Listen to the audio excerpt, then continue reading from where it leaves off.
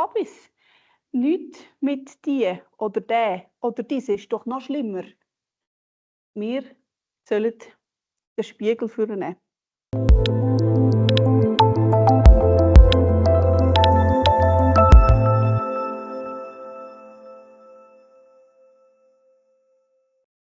Wenn du immer noch behauptest, ich bräuchte Jesus, kannst du gerade vergessen. Ich habe noch niemanden umgebracht. Kennt ihr das? Also ich habe das wirklich schon mehrmals gelesen und gehört. Leute, die mir das Vater gerade ins Gesicht sagen oder eben auch in Zeugnis. Wieso bräuchten wir Jesus? Ich habe doch noch niemanden umgebracht. Ich bin doch kein Mörder. Unser Bibeltext, jetzt kannst du ihn zeigen, bist du gut. Danke, Simon. Unser Bibeltext beantwortet die Frage eigentlich gerade selber. Ihr habt gehört, dass zu den Alten gesagt ist, du sollst nicht töten. Also eben, wenn die Leute sagen, ich bin kein Mörder, dann meinen sie das. Wer aber tötet, der soll des Gerichts schuldig sein. Ich aber sage euch, wer mit seinem Bruder zürnt, der ist des Gerichts schuldig. Wer aber zu seinem Bruder sagt, du Nichtsnutz, der ist des Hohen Rats schuldig. Wer aber sagt, du Narr, der ist des höllischen Feuers schuldig. Darum, wenn du deine Gabe auf dem Altar opferst und dort kommt dir in den Sinn, dass dein Bruder etwas gegen dich hat, so lass dort vor dem Altar deine Gabe und geh zuerst hin und versöhne dich mit deinem Bruder, und dann komm und opfere deine Gabe. Vertrage dich mit deinem Widersacher sogleich, solange du noch mit ihm auf dem Weg bist, auf dass dich der Widersacher nicht dem Richter überantwortete und der Richter dem Gerichtsdiener und du ins Gefängnis geworfen werdest. Wahrlich, ich sage dir, du wirst nicht von dort herauskommen, bis du auch den letzten Hehler bezahlt hast. Eigentlich könnte man jetzt Amen dazu sagen. Niemand von uns kann behaupten, er sei kein Mörder. Weil das, was ich da lese, ist ganz radikal. Jesus ist extrem radikal. Kurz zusammengefasst könnte man sagen, Zorn ist gleich Mord. Und ehrlich gesagt, wer von uns ist noch nie verrückt gewesen? Also ich habe zu Krügel gesagt, wie soll ich auch die Predigt schreiben, wenn wir so ein Geschlägel und einen Krach miteinander haben? Also wir haben das, was wir da lesen, letzte Woche, also sprich gestern, live bei uns daheim gehabt. Wir sind verrückt miteinander. Und wir haben uns aufgeregt übereinander. Und es hat uns gegenseitig verletzt. Also alles, was wir da lesen, haben wir also gehabt. Ergo bin ich ein Mörder. Das ist das, was Jesus sagt. Und mir ist so in den Sinn gekommen, ich dachte, kennt ihr das Gerät? Menschen haben doch Tendenz, eben, sie sagen, also eben das, was ich habe gehört, bei denen da im Stiegelschwand, das ist ja viel schlimmer. Oder denen im Ausserschwand, noch schlimmer. Da sind wir im Schwand ganz Heilige. Kabis. Nicht mit die oder der oder dies ist doch noch schlimmer. Wir sollen den Spiegel vornehmen. Dann kann man noch probieren, sich ein bisschen schön zu machen vor dem Spiegel. Aber wenn man am Morgen doch aufsteht, ungeschminkt, ungestrahlt, dann zeigt uns das der Spiegel auch. Der lügt nicht. Und der Bibeltext, wenn wir den brauchen, kann das sein wie ein Spiegel. Wir wollen doch nachher auch einen Moment Zeit nehmen, uns selber einmal in dem Spiegel anzuschauen. Ich lade euch ein, wirklich ehrlich zu sein vor Gott und uns selber. Aber bevor wir Zeit haben für das, ist mir wichtig, dass wir ein bisschen noch erklären, was denn da in Jesus, zu wem dass er das gesagt hat und was zu dieser Zeit passiert ist. Jesus redet da zu den Jüngern, zu seinen Jüngern, zu denen, die ihm nachfolgen, aber er redet auch zu all denen, die noch rundherum sind. Und die Schriftgelehrten, die sind auch dort gewesen. Die das Alte Testament, jeden Buchstaben in- und auswendig kennt haben. Das können wir uns heute gar nicht vorstellen. Und Paulus hat alles auswendig können. Wir stolpern ja schon bei ein paar Bibelverse, aber der hat alles auswendig können. Die Schriftgelehrten haben wirklich alles können. Und die sagen, ja, die befolgen ja das Gesetz gar nicht. Die Jünger von Jesus und Jesus selber. Aber wenn ihr vorblättert in eurer Bibel zum 17. Vers, sagt Jesus nach der berühmten Rede von glückselig sind, oder wo wir kennen, sagt er im 17. Vers, ihr sollt nicht meinen, dass ich, also so meint er sich selber, dass ich gekommen bin, um das Gesetz oder die Propheten aufzulösen. Ich bin nicht gekommen aufzulösen, sondern zu erfüllen. Denn wahrlich, ich sage euch, bis Himmel und Erde vergehen, wird weder der kleinste Buchstabe noch ein Tüpfelchen vom Gesetz vergehen, bis alles erfüllt ist. Das ist der Auftrag von Jesus. Wie kann Jesus das Gesetz und Propheten erfüllen? Was bedeutet das? Der Adolf Schlatter, ein alter Bibelkommentator, hat einen Satz gesagt, den ich ganz passend gefunden habe. Bisher blieb Gottes Gesetz übertreten. Nun aber ist der gekommen, der das von Gott Verheißene und Gebotene tut. Mit dem Kommen von Jesus ist der gekommen, wo das, was die 10 Gebote und alles, was die Propheten gesagt haben, tut. Wirklich tut. Weil, wenn wir ehrlich sind, lesen wir einmal da vorne von all diesen Leuten, die da die Bibel uns als Modell anbietet. Wenn wir all die biblischen Helden anschauen, sind die vollumfänglich gerecht gewesen. Sprich, haben keine Fehler gemacht, haben das Gebot immer gehalten. Kennt ihr einen? Könnte mir jemand sagen?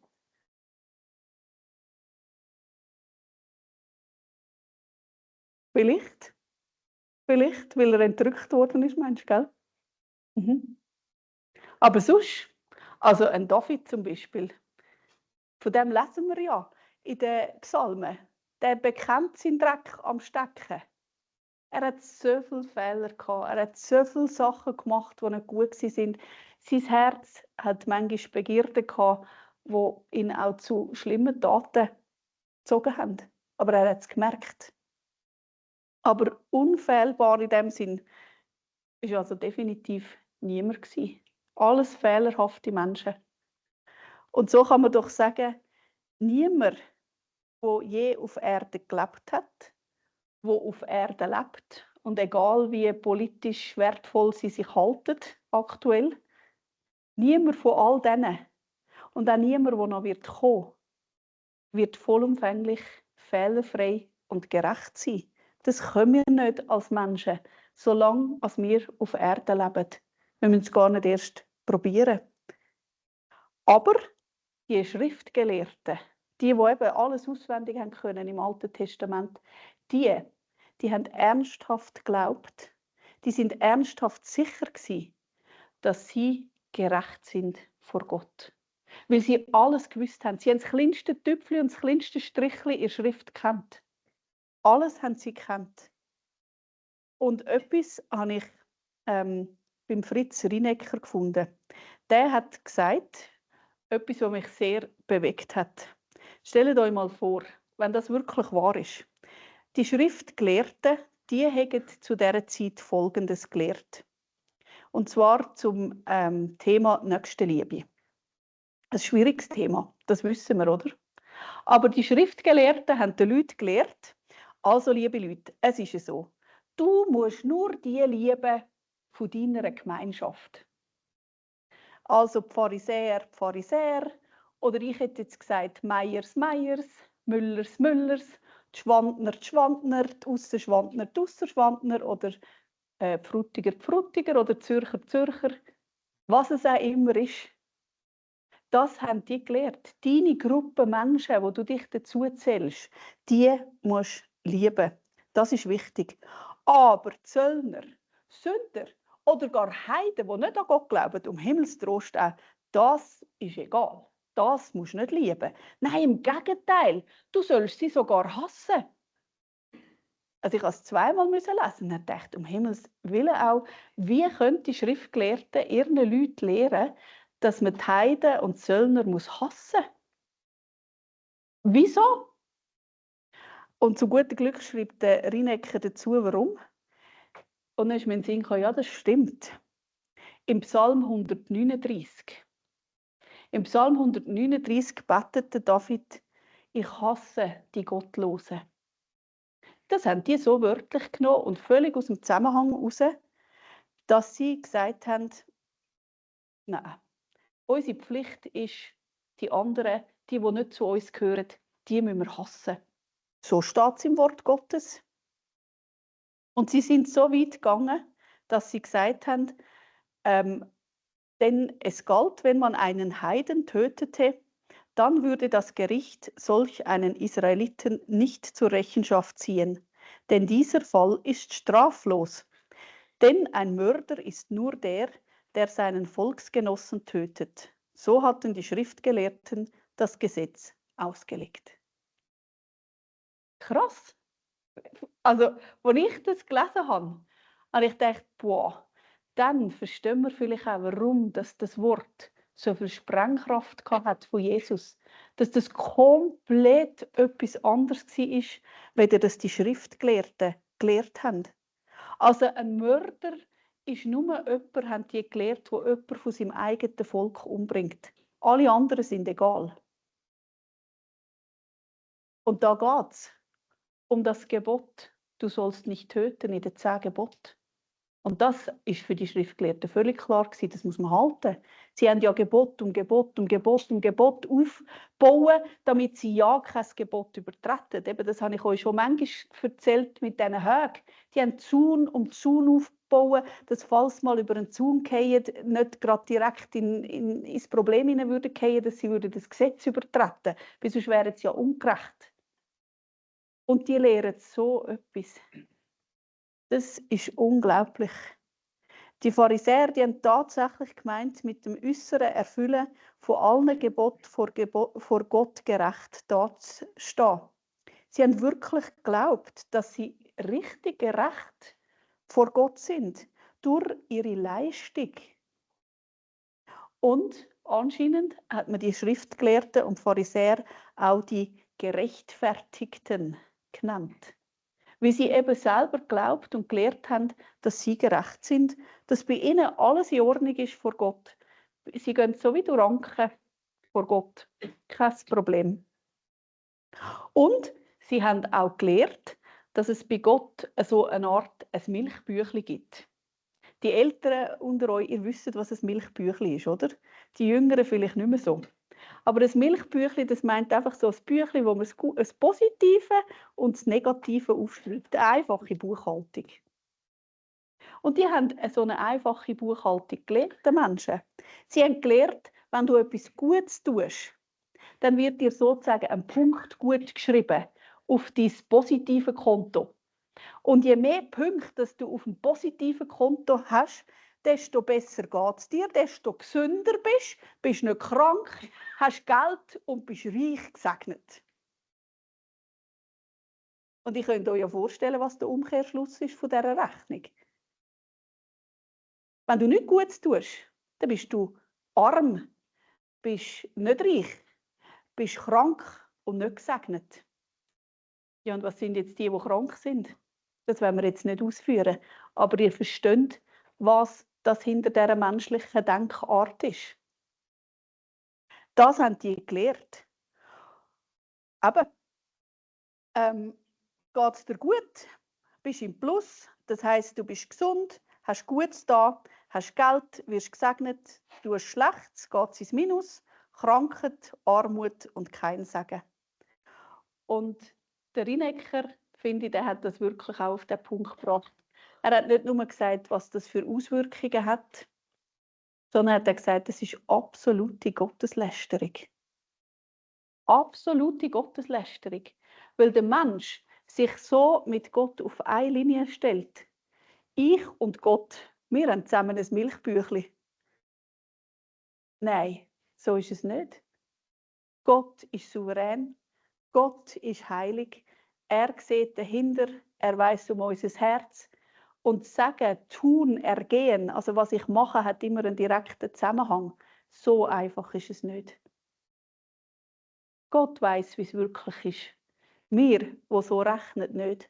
Und uns anzumassen, uns auf die Stufe von Gott stellen, hochgradig sündhaft und Gotteslästerung. Jesus ist somit extrem krass gewesen. Er hat diesen Gerechten, diesen Frommen, hat er das Himmelreich komplett abgesprochen. Komplett. Wir lesen es. Und er proklamiert, dass erst dort, wo wir einen eigenen Bankrott eingestehen, von der eigenen Gerechtigkeit. Wenn wir merken, wir selber können es nicht. Wir können nicht in allen Teilen gerecht sein. Unsere eigene Leistung, unser Gut machen, unser Gut tun, kommt nicht her, dass wir einen direkten Zugang zum heiligen Gott sind. Wir sind nie heilig genug. Wenn wir das begreifen und begreifen, das, was wir jetzt gesungen haben, für das, dass das Kreuz da vorne steht, dass Jesus Christus am Kreuz für das gestorben ist. Er hat die Sünde getragen. Der Schuldschein ist verschrissen. Wer Jesus annimmt, der ist gerecht vor Gott. Wer das nicht sieht, der ist eben so ein Mörder. In unserem Zerbruch vor Gott können wir Platz machen für Gottes Wirken. Er kann in uns wirken. Wir brauchen seine Kraft und seine Hilfe. Selig sind die geistlich arm sind. Das lesen wir übrigens im 5,3. Glückselig sind, die geistlich arm sind, denn ihnen gehört das Himmelreich. Also auch Leute, die zugelassen haben, die nicht lesen können. Ganz viele von diesen Zuhörern zu dieser Zeit, die nicht gebildet waren, die nicht die Möglichkeit hatten, die haben nicht lesen. Nur wenige Leute können lesen. Und sie haben wirklich das Gefühl gehabt, die Leute oft, die lesen können, eben die Schriftgelehrten, die sagen es dann. Jesus sagt etwas ganz anderes. Es ist nicht die Bildung, es ist nicht das Wissen, es ist nicht das Tun, sondern es ist das Vertrauen, dass Jesus Christus am Kreuz gestorben ist und das aufnehmen in meinem Leben. Und für das braucht es keine Bildung oder es braucht keine guten Taten. Und jetzt verstehen wir die Sprengkraft von Jesus Wort. Er erläutert die bessere Gerechtigkeit. Am Beispiel, eben, du sollst nicht töten. Das Gottes Gesetz schaut nicht nur auf die Tat. Also wenn wir vor Gericht kommen, dann schaut es die Tat an. Aber bei Gott ist es anders. Er schaut unser Herz an. Unsere Herzenshaltung, der Ursprung der Tat. Und, was ich auch gelesen habe, radikal hat der Rinecker das eben genannt. Und Radix, das Wort Radix, das bedeutet Wurzeln. Es geht an die Wurzeln. Jesus ist so radikal, dass er wie beim Zahnarzt, kennt ihr das? Das tut weh. He?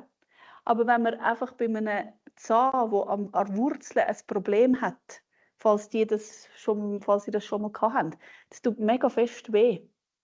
Und wenn man da einfach eine schöne goldige Krone drüber macht und denkt, ja, es ist alles wieder gut. Wer hat schon mal so einen Eiterzahn gehabt? Es gibt Leute, das tut weh. Das ist abartig schmerzhaft. Und wenn man dann zum Zahnarzt geht und der würde einfach nochmal ein bisschen Gold drüber tun, das könnte eine Sepsis geben, man könnte an dem sterben.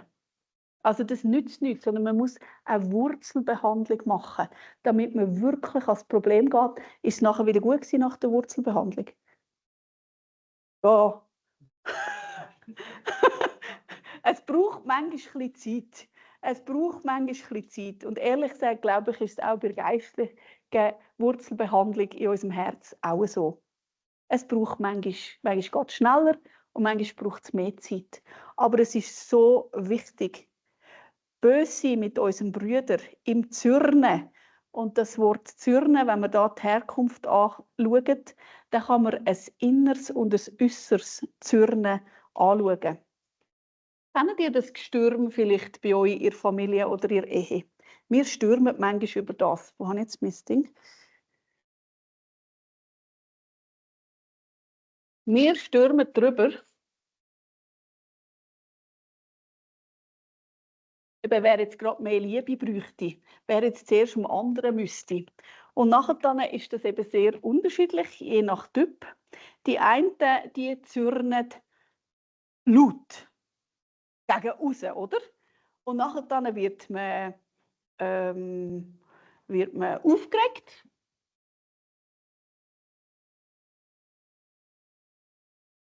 Und euch das so bekannt vor? Manche sind extrem aufbrausend.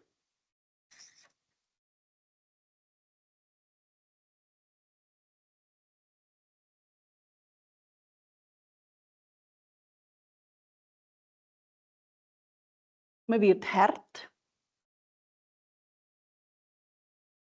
unfreundlich.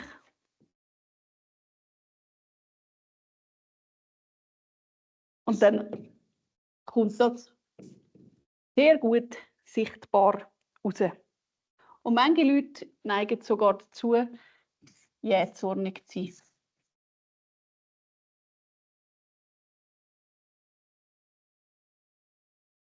Und manchmal dann nicht mehr spüren, was das mit ihnen abgeht, weil so eine Wut aufkommt. Das sieht man. Wenn die Fenster offen sind, können alle Nachbarn mitverfolgen, wie das bei uns die Hause so zu und her geht, wenn das so ist.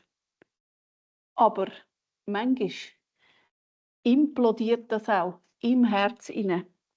Das gibt Leute, die sehen gegen aussen ganz friedlich und freundlich aus, aber im Inneren verbittert. Sie sind nachtragend.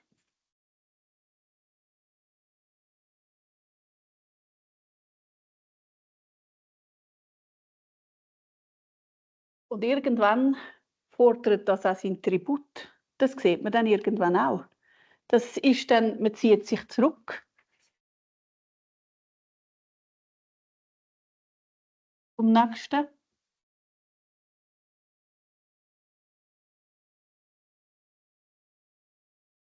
Und man will keinen Kontakt mehr.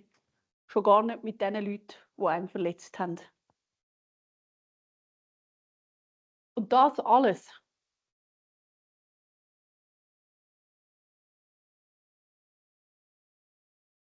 ist ein Herzensproblem. Es fängt in unserem Herz an. Das ist der Zorn. Wer seinem Bruder zürnt, der Zorn, den kennen wir doch. Und Jesus sagt, das alles ist Mord. Mord.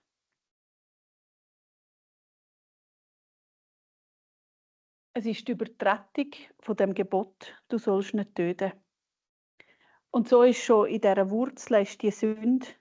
Und ich habe mir vorgestellt, eben, manchmal ist es doch so, wir haben das Gefühl, wirkliche Sünde ist erst dann, wenn es ein ganz grosser Baum ist. Aber schon ein kleines Würzeli im Garten, die Garten haben, die kennen es. So eine kleine Weisswurz, haben wir denen gesagt. Wenn man nur ein kleines Stückchen abbricht und sie in der Erde bleibt, es treibt an beiden Enden gerade wieder aus. Winde, Wicken oder ich weiss auch nicht, wie man denen allen sagt, zum Verzweifeln. Und wenn man nicht das kleine Stückchen rausnimmt, es wuchert und tut im Garten. Aber die Leute haben das Gefühl gehabt, erst wenn ein grosser Baum ist, dann sind sie sündig. Und so möchte ich euch auch sagen, die Wurzeln in unserem Herz, wenn wir solche Sachen in unserem Herz haben, das zerstört die Beziehung zu unseren Nächsten.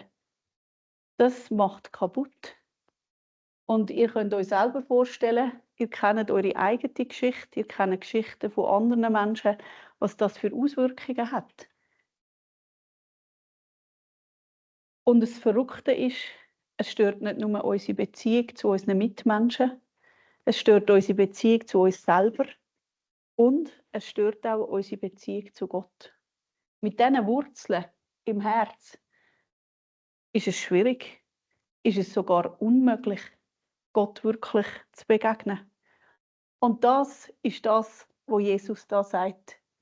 Wenn du unterwegs bist und deine Gaben auf dem Altar opfern willst, das heisst, wenn du deine religiösen Pflichten tun willst, und dir dann in den Sinn kommt, ui, da ist etwas, dann tu es in Ordnung. Du geh nicht opfern und tu deine religiösen Sachen erledigen, sondern tu es in Ordnung und geh nachher zurück, dein Opfer bringen. Darum, glaube ich, ist es wichtig, immer und immer und immer wieder unser Herz zu prüfen, weil sonst unsere Beziehung gestört ist zu uns selber, zu unseren Mitmenschen und zu Gott. Solange Verbitterung da ist, ist unsere Beziehung zu Gott unterbrochen. Darum erinnert Jesus uns, alles daran zu unternehmen, dass wir in versöhnten Beziehungen leben können. Und wir haben jetzt in diesem Bibelintensiv so intensiv daran gearbeitet, herauszuschaffen, Vergebung ist einseitig. Ich kann vergeben. Ich muss Kriegel vergeben, auch wenn der noch gar nicht gemerkt hat, was eigentlich passiert ist. Und umgekehrt auch. Wir können und müssen einseitig vergeben. Das, was uns wehtut, das können wir vergeben, ohne dass der andere kommt und sagt, es tut mir leid. Wenn der andere dann noch kommt und sagt, es tut mir leid, dann kann Versöhnung passieren. Und darum sagt Jesus, tut alles daran, in versöhnten Beziehungen zu leben. Und Vergebung ist zwingend. Wenn ihr weiter vorblättert, ins Kapitel 6, Vers 15, dort ist ein ganzes Herzwort. Wenn ihr aber den Menschen ihre Fehler nicht vergebt, dann wird euch euer Vater eure Fehler auch nicht vergeben.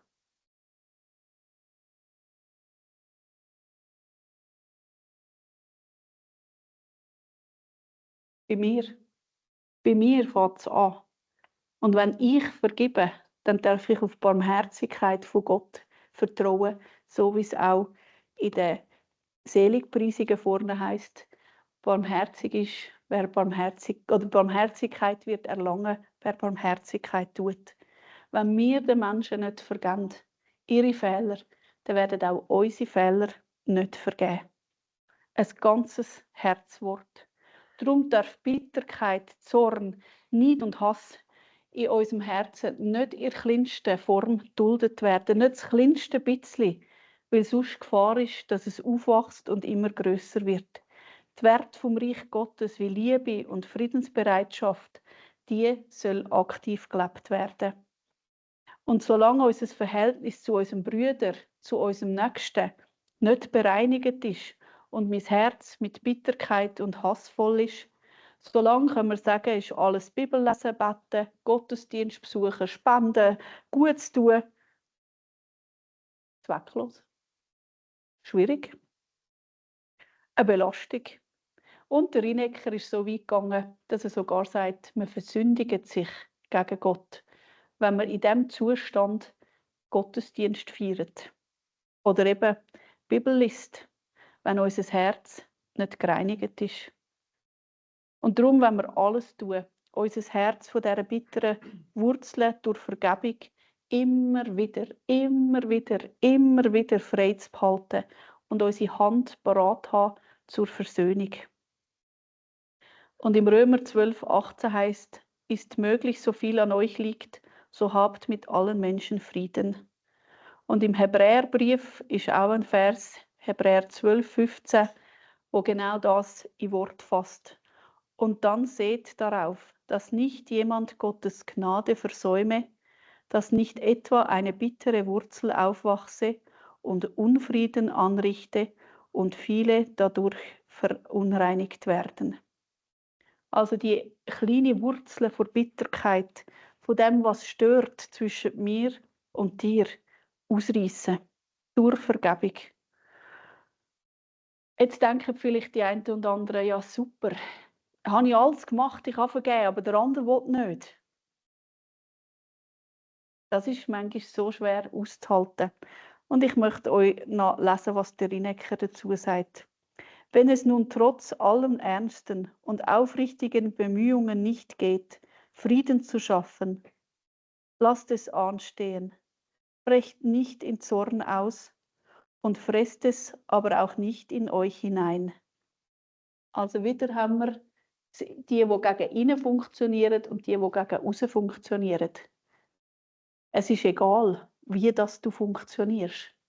Friss es nicht in dich hinein und brich nicht in Zorn aus, sondern sag's Gott.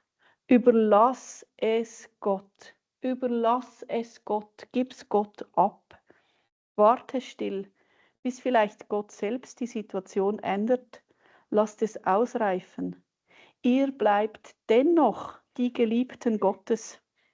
Rächt euch nicht selbst, meine Geliebten, sondern gebt Raum dem göttlichen Zorn. Dieser Hinweis auf Gottes Vergeltung im Gericht gibt nicht dem menschlichen Rachebedürfnis den Weg frei, sondern dem von Gott. Und das kommt nachher später im 5. Kapitel weiter, eben dort, wo man wenn man eins auf die Backen bekommt, soll man die andere herheben und so weiter und so fort, wo Jesus das ausführt. Immer wieder Liebe für Hass und Segen als Antwort auf Fluch. Und das ist nur möglich, wenn wir Jesus haben. Aus uns selber können wir das nicht. Das ist unmenschlich möglich. Das geht nicht. Darum erinnern wir uns, nehmen wir doch die Osterbotschaft mit in unser Leben. Auch wenn jetzt dann die Osterhasen gegessen sind. Die Osterbotschaft, die gilt weiter. Nehmt sie ins Leben und nehmt die Vergebung an für euch selber und gebt sie auch anderen freigebig. Und darum möchte ich dich heute fragen, wie steht es um dein Herz? Gibt es irgendetwas, wo noch irgendeine so eine bittere Wurzel ist? Nimm doch das Angebot von Jesus an. Bekenn es und leg es ab. Es ist im äußersten Meer versenkt. Gott weiß das nachher nicht mehr. Er vergibt gern. Und damit du vor Gott nicht als Mörder dastehst, bist du bereit, das Angebot anzunehmen? Gott selber mit seinem Heiligen Geist möge uns helfen. Amen.